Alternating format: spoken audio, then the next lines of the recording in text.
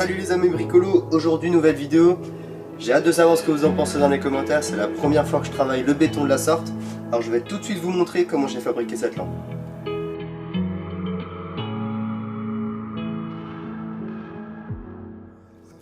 Alors on va d'abord commencer par découper les planches qui vont nous servir à fabriquer l'intérieur du moule. Pour cela j'ai utilisé une scie à onglet, mais vous pouvez également utiliser une simple scie à main.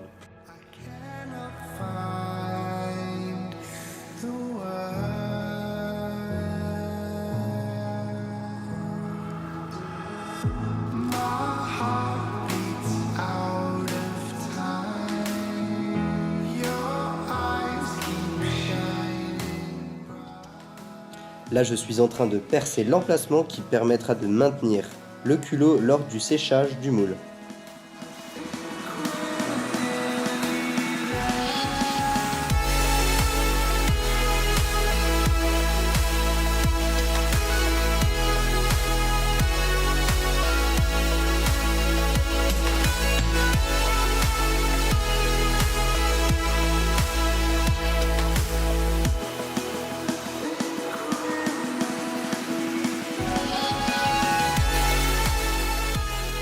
Alors avant de finir la fabrication de l'intérieur du moule, je vous conseille de découper les parois, ce qui nous facilitera en fait le démoulage de la lampe un peu plus tard. Et pour maintenir le tout en place, utilisez du scotch ou alors bien fixer deux petits morceaux de bois sur le dessus pour garder une solidité.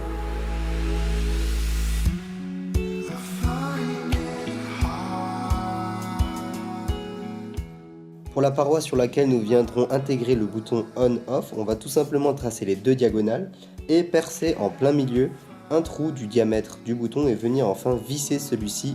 Alors faites attention, sur la façade du bouton on retrouve une petite languette qui elle viendra se loger dans une rainure qui se trouve sur le bas du bouton. Donc cela veut dire qu'il y a un sens pour notre interrupteur, donc ne faites pas l'erreur de l'inverser et d'avoir justement votre bouton à l'envers.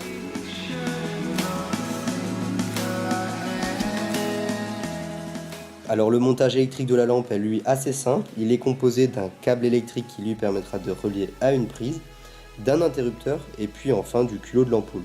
Pour assembler le câblage, je vous conseille d'utiliser un domino, bien serrer le tout car vous n'y aurez plus accès, ce sera dans le béton, et entourer le tout avec du scotch pour éviter que le béton vienne s'infiltrer dans les composants.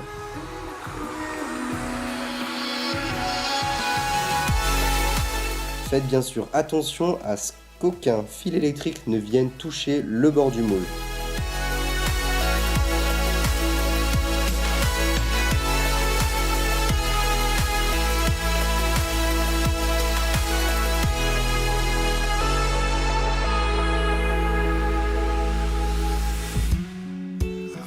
Pour remplir notre joli moule, j'ai utilisé du béton autolissant, donc c'est pour les chapes autolissantes.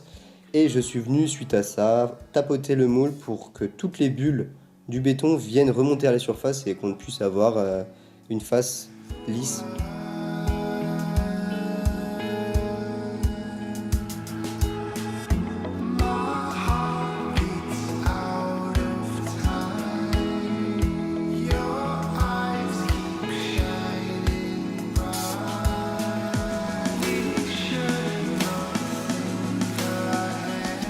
Après avoir démoulé ce joli gâteau, j'ai utilisé la lame d'un cutter pour venir un peu aplanir la tranche pour que ce soit plus lisse.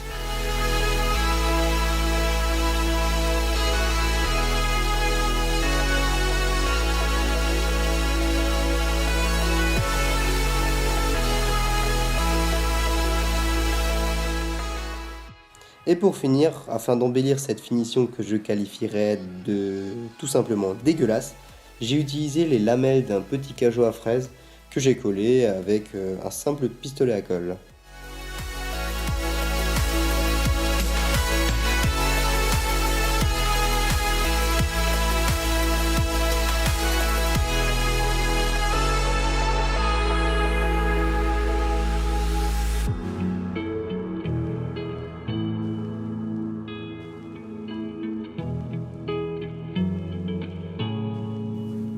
Alors voilà, maintenant tu sais comment fabriquer cette magnifique lampe. Je te dis bonne chance, bon bricolage, aime la vidéo si elle t'a plu et abonne-toi sur la chaîne, ça te permettra être averti de mes prochaines vidéos.